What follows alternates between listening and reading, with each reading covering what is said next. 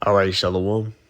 First and foremost, as always, I want to give all the praises, honor, and glory unto the Most High and His only begotten Son. Call Halayim La Yahweh, Bahashem, Yahweh Shai, Bahashem, Rakakwadash. Double honors to the apostles and others, great millstone who rule and teach well. Wa Barakathon, to the hopeful elect. All right, today through the Spirit, I'm going to a quick lesson, proving Esau are the Edomites. Just going to a couple of quick precepts that prove that Esau Edom, according to the Bible, descends back, to ultimately really that seed of Cain and the seed of the serpent. And then now in these current days as the so-called white man. You see, because the Bible likens every nation into a particular, every person on the earth is likened into a nation, not no color. You identify as a certain nation, a particular nation. You see?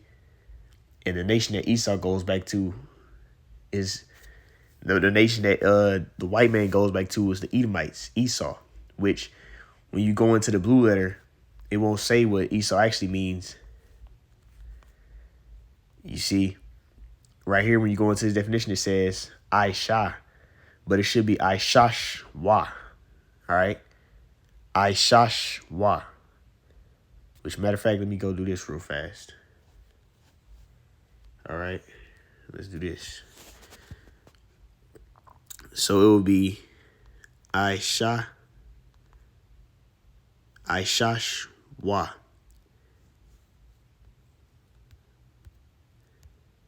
Wasted away is he.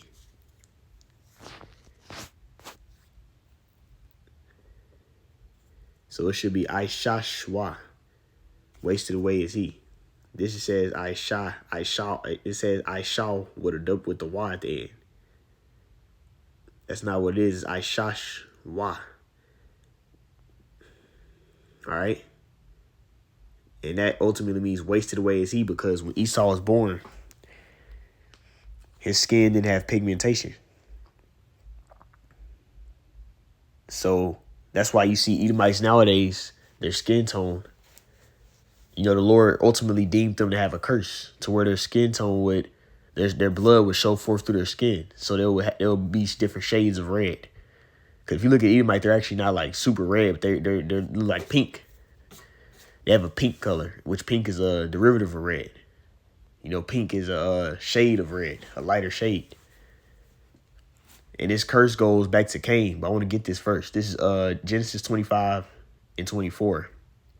And when her days to be delivered were fulfilled, which is Rebekah, behold, there were twins in her womb. So Rebekah had Jacob and Esau. Verse 25. And the first came out red all over like a hairy garment, and they called his name Esau. You see?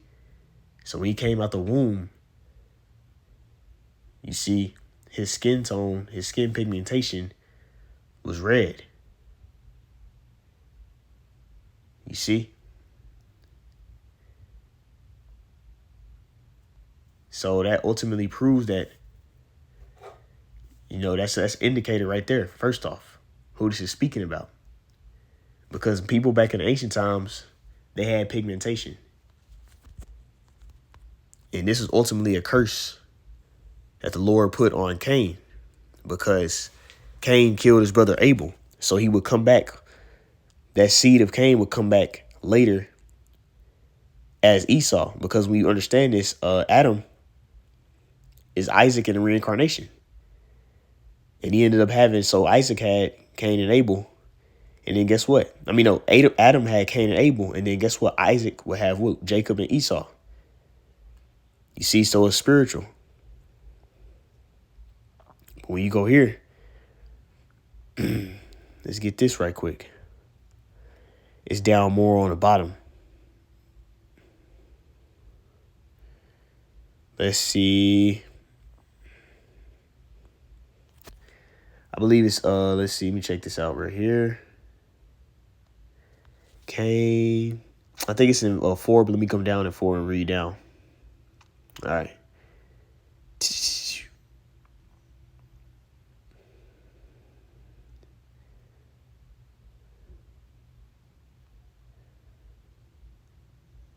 All right, here we go.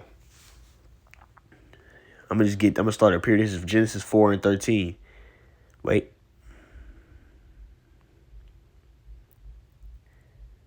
Here we go. I'm gonna start at Genesis 4 and 10. And it says, and he said, and this talking about Yahweh Shem Shai was ultimately reproaching Cain for killing Abel. It says, "What hast thou done? The voice of thy brother's blood crieth unto me from the ground." You know, the script, you know how it says the life is in the blood. That's saying, well, that's true.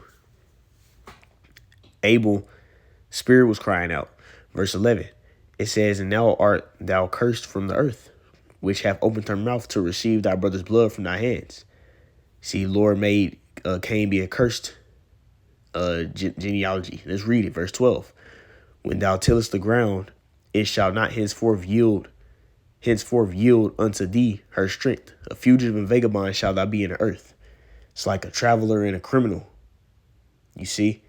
And that's what Esau came back as. And you look at that now. Even when it says, "When thou tillest the ground," what land did Esau dwell in? He dwelt in the bottomless pit, which Europe, you know, vegetation and everything wasn't good when you till the ground on it. Verse 13, it says, "And Cain said unto Yahweh Bashan Shai, my punishment is greater than I can bear." Verse 14, "Behold, thou hast driven me out this day from the face of the earth, and from the face shall I be hid, and I shall be a fugitive and vagabond in the earth. And it shall come to pass that everyone that findeth me shall slay me." You see? So ultimately, he knew how harsh the punishment was. But it says this though, verse 15, "And Yahweh Bashan Shai said unto him, Therefore whosoever slayeth Cain, vengeance shall be taken upon him sevenfold." You see?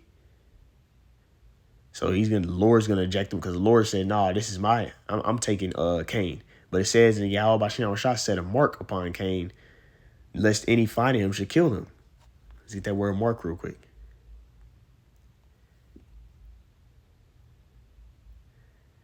And the word right here, this right here is a wath, right? Strong is H225. And it says a sign, a signal, a distinguishing mark, a token or a sign, a warning, a remembrance. You see? So it would be a way that you would be able to know, oh, this is Cain. And then guess what? He would come back as Esau Edom. Come out through the reincarnation as Esau Edom. You see? This continued. And it says here, verse 26, "And after that came his brother out, and his hand took hold on Esau's heel, and his name was called Jacob." You see, and Jacob came out normal, melanated like everybody else with pigmentation on his skin. So he wasn't like Esau, wasted away. Is he? Shashua, because Esau was ultimately made into a leper. Normally, when somebody was a leper, they would be unclean, but Esau was just made naturally like that. It was like the Lord made him a clean leper, because it goes into that. I spelled it wrong. Let me see if I can get it. This is Satan. All right. It's Leviticus 13. Let's go here.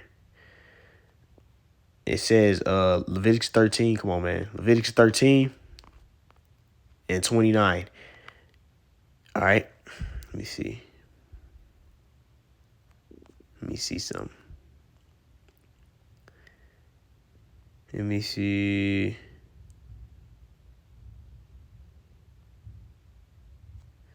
So yes, it's below this. I'm going to start at 29. It's Leviticus 13 and 29. "If a man or a woman have a plague upon the head or the beard, then the priest see the plague, and behold, if it be in the sight deeper than the skin, and there be yellow thin hair, then the priest shall pronounce him unclean. It is a dry scale, even leprosy upon the head or the beard." You see? So that's what causes somebody's skin to be, not melanated, or for their heritage. That's why you have people that are like that have so-called albino. That's what ultimately this is going into. But Esau is made naturally like that as a curse. Let's read it. It says, verse 31. It says, and if the priest look on the plague of the scale, and behold, it be not deeper than the skin, and that there is no black hair in it, then the priest shall shut him up that had the plague of the skull 7 days. So you'll have to be quarantined. You see, and it goes on the law how it will go.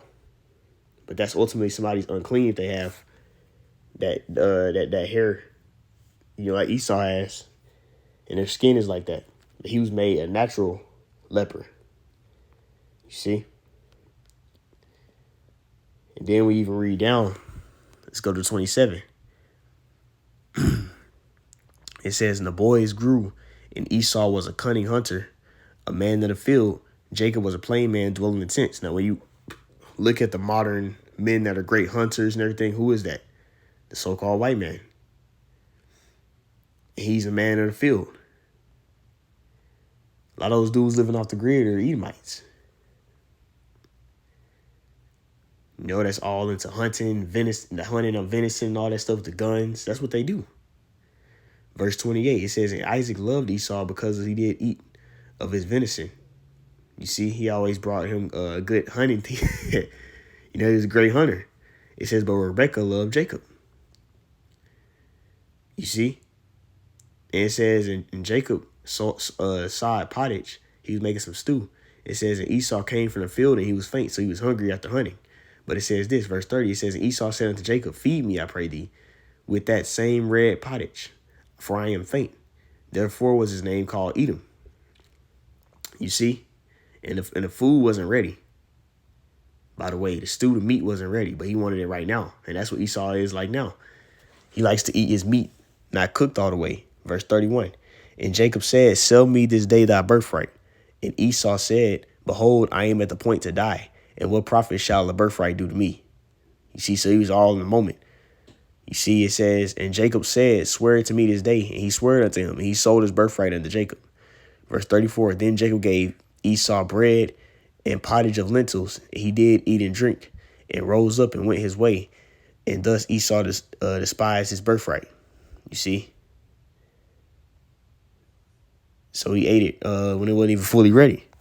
That's how Esau is, man. That'd be the main one eating that rare meat, raw meat. You see? Now let's go here. Now this is the blessing that will be upon Esau Edom in the latter days or in the end times. This is the book of Genesis, chapter 27. And I'm going to start at verse 38.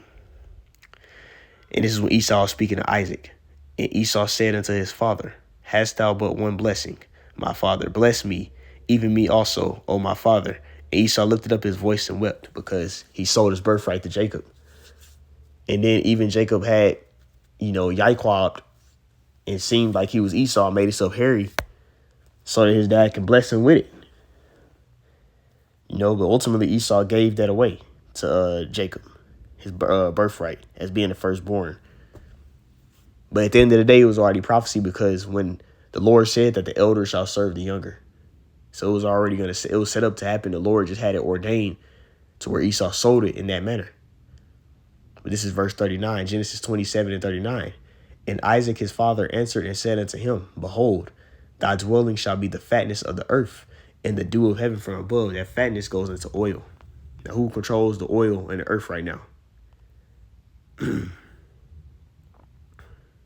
That's dew. Dew says a night mist as covering vegetation. And he does do that too. I meant to click oil. Click the wrong thing. Fatness. Here we go. All right. Fatness is, it says mashman. You see? Mashman. Right? Strong's H4924. And it says oil, stout, fertile spots or places. Where's the fertilized spots or places? That's talking about the land. You see? The richly prepared food. Esau controls the food. And he also has actual oil, which is the biggest moneymaker in this current society we live in. But that was what Esau would be blessed with in the earth. You see, he's fulfilling that final birth right now, the fatness of the earth. Verse 40, it says, and by the sword shalt thou live. And that's talking about the instruments to destroy, or his weaponry, his military. And Esau has always had a great military, even going all the way back to the Greek Empire and the Roman Empire.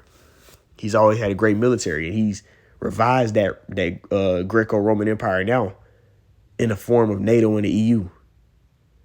You see? That's how he's conquered the Northern Kingdom, in the 1600s. That's how he's conquered all these different nations, by making it seem as if these nations are doing such evil, and then they'll call themselves trying to be like somebody saving people from other nations, but they really just trying to take that nation land. You see?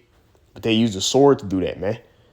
It says, and shalt serve thy brother, and it shall come to pass when thou shalt have the dominion, thou shalt break his yoke from off thy neck, which has happened. We had Esau subjected at a point, King David. But guess what? The motherfucker broke it. And in the Dark Ages, we had them subjected, but they broke that.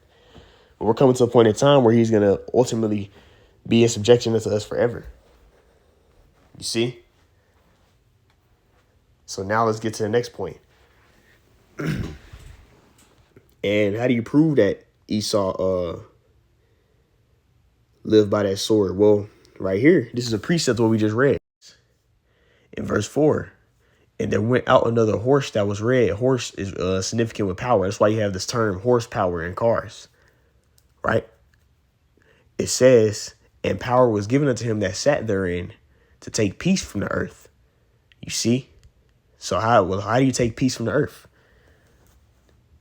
You take away the order of everything, right? And that's what Esau Edom has done.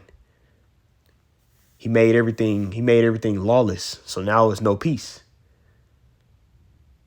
And then he used his sword, right? It says, and that they should kill one another, and there was given unto him a great sword. And when you see the Bible speaking about the Roman Empire, it calls it the red dragon. When you hear red, that's always synonymous with Esau, that negative man, that bad spirit. You see? And these all go back into Esau. Matter of fact, let's get this real quick, because I got one in Maccabees, but I'm going to get this key point right here, because before the Roman Empire, you had the Greek Empire, which Alexander the Greek, right? Now let's go here. This First Maccabees chapter 1 and verse 7. So Alexander reigned 12 years, then he died. That's talking about that conquest he had. Verse 8, and his servants bare rule everyone in his place. And after his death, they all put crowns upon themselves, and so did their sons after many years, and evils were multiplied on the planet Earth, right? So evils was multiplied. Nothing but bad happened when Esau came into power. And now he's been revised in his current society we live in now, because those Greeks are the same Edomites you see ruling the earth right now in the reincarnation. Verse 10, it says, and there came out of them a wicked root named Antiochus, surnamed Epiphanes. This was during the Seleucid Empire dynasty. It says the son of Antiochus, the king, who had been in hostage at Rome, and he reigned in the 137th year of the kingdom of the Greeks. You see, and he was doing all types of bloodshed, forcing everybody to be Hellenized. Now, how do we prove that? Let's just jump down. This First Maccabees 1 and 41. Moreover, King Antiochus wrote to his whole kingdom that all should be one people. So everybody should conform to his ways. Verse 42. And everyone should leave his laws. So all the heathen agreed according to the commandment of the king. Yea, many of the Israelites consented unto his religion. This talking about the sons of God, the lineage of Abraham, Isaac, and Jacob. Israelites, it says, and sacrifice unto idols and profane the Sabbath. Right? And it goes into all the evils that they did, but let's jump down. Verse 50, and whosoever would not do according to the commandment of the king, he said he should die. That's that great sword that's talking about, man. And this is what Esau does. And he's always done this. You see? So this is proving, hey, who is talking about? That red power that's taking peace from the earth. That's what Esau did when he was ruling. Took peace. And some of the best military, when you look into when you go into it, Rome had one of the best militaries ever. The iron weapons. And even when you look at the conquest of the Greeks, you know, they were real skilled in war and battle. Because that's what the Lord blessed him with. All right. And let's get this here too. Proverbs 29:16. When the wicked are multiplied, transgression increaseth, but the righteous shall see their fall. So when the wicked that the Bible speaks of, which the Bible calls Esau, Edom, the wicked, when the wicked will be in authority, transgression is sin. Sin would increase. Now, this kingdom we live in right now, which is Babylon the Great, which the Edomites are ruling, is known as the mother of harlots and abominations of the earth. Birth of all the abominations and harlotry and abominations on the earth, man. So that means that America has took all the sins and all the wickedness from all the other kingdoms and compiled it together and made it into one that's even worse. And this is under the rulership of Esau, Edom. Proving, because the Bible said it, when the wicked are multiplied, when they're in rulership, sin is going to increase. You see? It didn't even say it right here when the Greeks were ruling. Evils went into the planet Earth. You see? This is all talking about the so-called white man. Now let's get this right here. Because let's go into this lineage real fast. You see, because this is another quick way to prove that Esau, Edom is a so-called white man. I'm going to get this real quick too. This is Malachi 1 and verse 3. And I hated Esau and laid his mountains and his heritage waste for the dragons of the wilderness. This is the Lord. You know, putting divinely inspiring his man to go into Esau. Verse 4, it says, whereas Edom saith, we are impoverished, but we will return and build the desolate places. So once Rome fell, you had Jake getting the power in the Dark Ages. And guess what they did? They got built back up and they did the Renaissance. Right? They did the Renaissance period. This was during around the 1600s, 1600s. They came back into power and they changed all the images and made everything white. You see, the rebirth. Renaissance means rebirth, right? 15th to 16th century. See? Renaissance, a French word meaning rebirth, refers to a period in European civilization that was marked by the revival of classical learning and wisdom, which really just revived Esau being in power, the white man being in power, right? So that's what this is talking about. And they have rebuilt. And that's where we have the empire we have right now. You see? Because Esau got taken down. But it says, thus said Yahweh Bashem Yahushua of hosts, they shall build, but I will throw down, and they shall call them. So this is what Esau will be called. The border of wickedness. You see, their country or their land where they dwell is the land of wickedness, which where is Esau dwelling mainly now? Babylon the Great is the main land that's leading all these other countries. It's the place of wickedness. It says, and the people whom Yahweh Bashem Yahushua hath indignation forever. You see who the Lord is pissed off with forever, who the Lord hates. Excuse me. So that's what Esau is, man. Wherever he is, there's wickedness. And we just proved it with other scriptures. You see? Now, let's go into the genealogy. Let's go into that aspect and prove it that way. This is 1 Samuel chapter 15 and verse 8.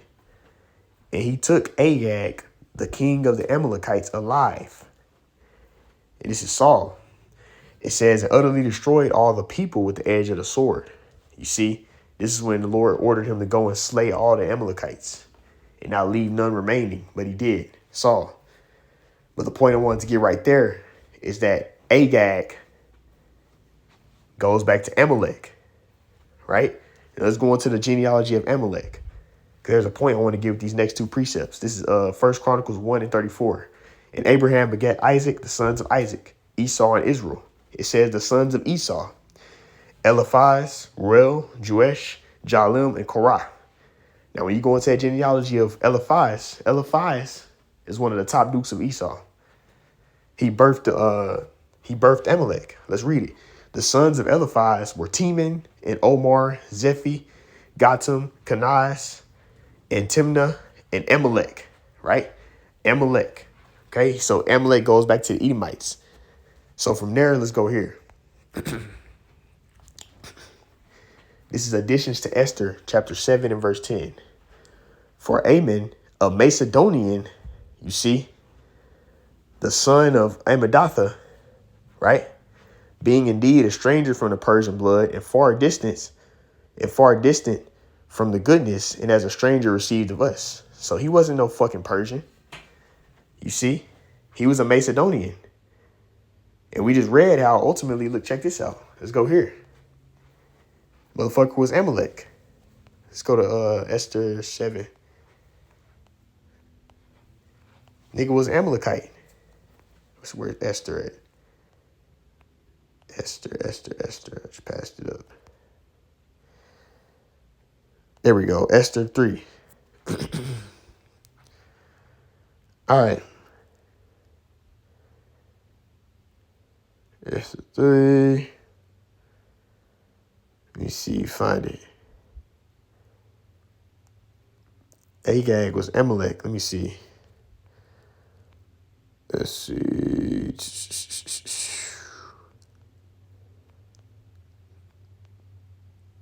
Here we go.